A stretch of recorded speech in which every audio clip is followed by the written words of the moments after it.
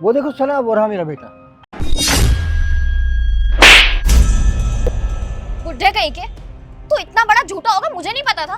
तूने तो कहा था कि तेरा बेटा रेस्टोरेंट का मालिक है, बहुत अमीर है, पर ये तो यहाँ पे वेटर का काम कर रहा है। मुझे नहीं मालूम था कि तू इतना ज्यादा गिर जाएगा सिर्फ और सिर्फ अपने बेटे का रिश्ता मुझसे करवाने के लिए। अरे मेरी मम्मी के सामने तो बहुत बड़ी बड़ी बातें कर रहा था तू, और यहाँ पर आके क्या पता चल रहा है कि तूने जो कुछ बोला सब झूठ बोला था। देखो बेटा, मैंने तुमसे कोई झूठ नहीं बोला है। मुझे तो कुछ समझ में नहीं आ रहा कि मेरा बेटा वेटर का काम क्यों कर रहा है। हाँ हाँ, जब तेरा झूठ मेरे सामने आ चुका है तो अब तुझे कुछ समझ में क्यों ही आएगा, है ना? तेरा दिमाग तो काम करना बंद कर चुका होगा। अरे नहीं बेटा, मैं झूठ नहीं बोल रहा हूँ। मेरा बेटा सच में इस रेस्टोरेंट का मालिक है। पता नहीं वो आज यहाँ पर वेटर का काम क्यों कर रहा है, वरना तो वो रोज साहब के जा रहता है, ऑर्डर मारता है। तेरे बेटे को देख कर ना साफ पता चल रहा है कि कितना साहब की तरह रहता है वो। देख उसे एक बार, लोगों के सामने वेटर की तरह उनको बोल रहा है कि सर ऑर्डर बता दीजिए, और खाना सर्व कर रहा है उनको। बेटा तुम्हें जरूर कुछ गलतफहमी हो रही है। मेरा बेटा सच में इस रेस्टोरेंट का मालिक है, मेरा यकीन करो। मुझे लगता है कुछ ऐसा है, मैं तुम्हें समझाने की कोशिश करता हूँ। देख बुढ़े, अब ना बहुत ज्यादा हो रहा है। ऑलरेडी तूने ये जो झूठ बोला है ना, इससे मेरा दिमाग खराब हो चुका है। अगर तू और ज्यादा झूठ बोलेगा ना तो मैं एक और लगाऊंगी तेरे कान के नीचे, समझा? बेटा है ना, मेरी बात को समझने की कोशिश करो। अब समझने और समझाने के लिए ना कुछ भी नहीं रह गया। अब तू मेरी बात सुन और समझ अच्छे से। अगर तू फिर से मुझे मेरे घर के आसपास दिख गया ना तो याद रखियो मैं तेरा क्या हाल करूंगी। टांगे तोड़वा दूंगी तेरी मैं, बदतमीज। मेरा बेटा वेटर का काम क्यों कर रहा है? आने दो घर पर उसे, घर में मैं उसकी क्लास लूंगा, जवाब मांगूंगा उससे। अरे सर, आपने क्यों प्लेट उठा रखी है? इतना सारा स्टाफ है, आप किसी को भी बोल देते। लाइए सर, मुझे दीजिए। अरे कोई बात नहीं सलमान, ये मेरा ही तो रेस्टोरेंट है। अगर मैं इस रेस्टोरेंट में थोड़ा काम कर लूँगा तो क्या हो जाएगा। और वैसे भी कौन सा मैं डायरेक्ट ओनर बन गया, मैंने भी तो शुरुआत वेटर के काम से ही करी थी ना, इसलिए मेरे को कोई प्रॉब्लम नहीं होती है छोटे मोटे काम करने में। चलो ठीक है सलमान, तुम जो काम कर रहे हो करो, मैं अंदर देखता हूँ। एक मिनट सर, आज आपकी बात सुन के ना मैं आपसे काफ़ी इंस्पायर हुआ हूँ। और सर, मैंने कई लोगों को देखा है, कई लोग क्या अपने दोस्तों को देखा है, उनके पास थोड़े बहुत पैसे आ जाते हैं ना, उनके अंदर घमंड आ जाता है, वो इंसान को इंसान नहीं समझते। दूसरी तरफ आप हो जो इस कैफ़े के ओनर है, आपके पास इतना पैसा है फिर भी आप डाउन टू अर्थ हो, आपके अंदर बिल्कुल भी घमंड नहीं है। सर आप बहुत अच्छे हो। अरे पैसा आने के बाद अगर इंसान के अंदर घमंड आ जाए तो फिर वो पैसा किस काम का। जब भी आप पैसा कमाओ थोड़ा सा और ज़्यादा अपने नेचर को अच्छा कर लो। मैं तो यही कहूँगा सलमान, ज़िंदगी में कभी अमीर बनो ना तो कभी भी घमंड मत करना, उल्टा लोगों की मदद करना, ठीक है? चलो तुम एक काम करो, अभी पार्टी के अरेंजमेंट्स करवाओ, मैं थोड़ी देर बाद आता हूँ, चेक करता हूँ, ठीक है? जी ठीक है सर।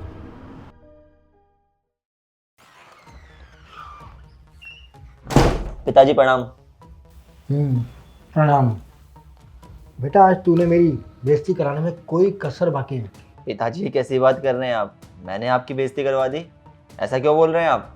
तू ये बता, अपने रेस्टोरेंट में काम क्या कर रहा था? रेस्टोरेंट है पिताजी मेरा, 10 काम होते हैं, कर रहा हूँ कोई काम तो। रेस्टोरेंट का मालिक होकर वेटर वाला काम कर रहा था, तो शर्म नहीं आई? अरे आज मैं तुझसे मिलवाने के लिए एक लड़की को लेकर आया था, तेरी शादी की बात करने के लिए। और पता है क्या हुआ? उसने तुझे वहाँ पर वेटर का काम करते देख लिया और मुझे थप्पड़ मारा। ये वेटर से मैं शादी करूंगी? उसने मेरी कितनी बेइज्जती की तो अंदाजा ही लगा सकता। उसने कहा फटीचर उसे जिससे जोड़ेंगे हम। तेरी वजह से मुझे क्या क्या सुनना पड़ा, मुझे तो सोच सोच के शर्म आ रही है। और तेरी इस हरकत की वजह से इतना अच्छा, इतना इज्जतदार लोगों का रिश्ता हमारे हाथ से निकल गया। उस लड़की की इतनी हिम्मत कि उसने आप पे हाथ उठाया, आपका अपमान किया।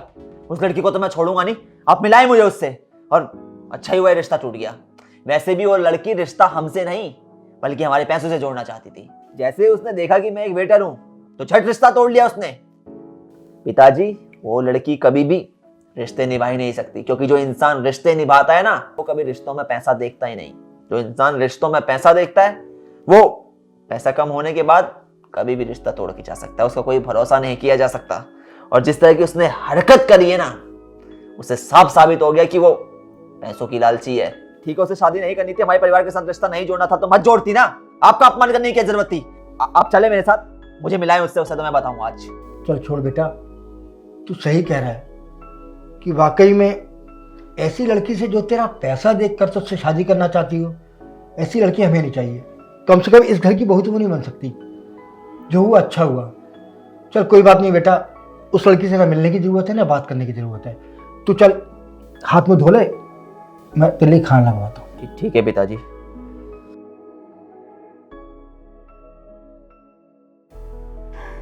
यार मैं क्या करूं, मुझे कुछ समझ नहीं आ रहा। मैंने कई जगहों पे इंटरव्यू दे दिया लेकिन मेरा कहीं सिलेक्शन नहीं हुआ। समझ नहीं आ रहा चीज़ें कैसे मैनेज होंगी।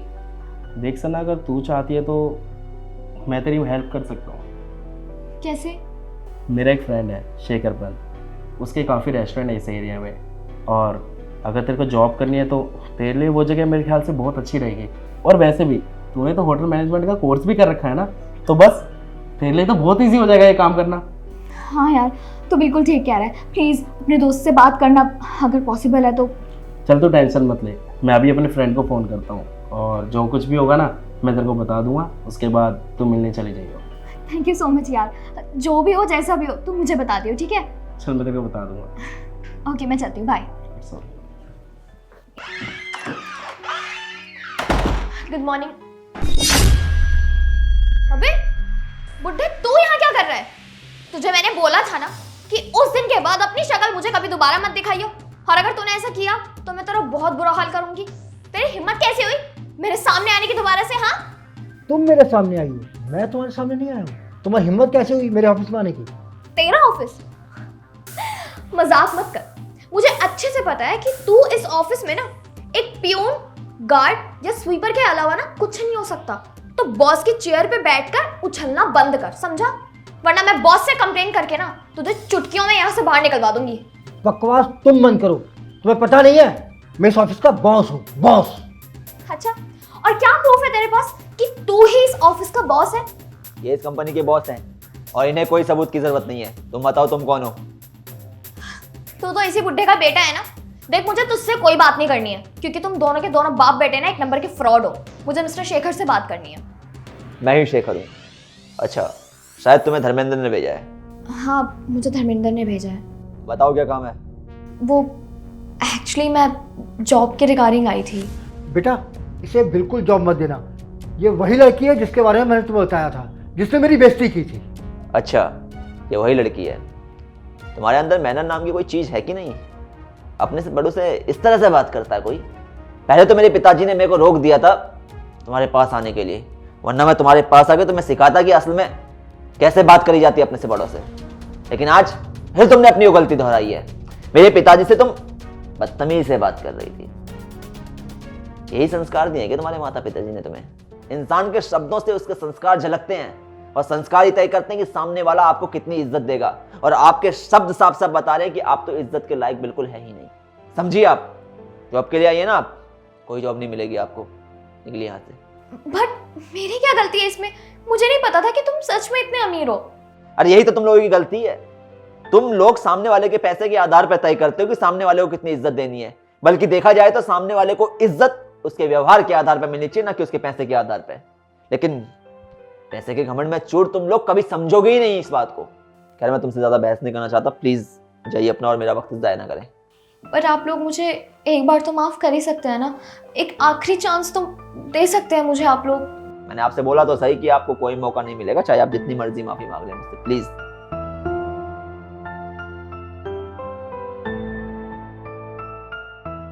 सबसे पहले तो आप लोग ये बताएं कि आप लोग हमारी ये वीडियो कहाँ से देख रहे हैं और आप लोग हमारी वीडियोस को कब से देख रहे हैं। कहानी में हमने ये चीज़ देखी, कई बार क्या होता है कुछ लोग पैसे के आधार पर ये चीज़ तय करते हैं कि सामने वाले को कितनी इज्जत देनी है, जो कि बहुत ज़्यादा गलत है।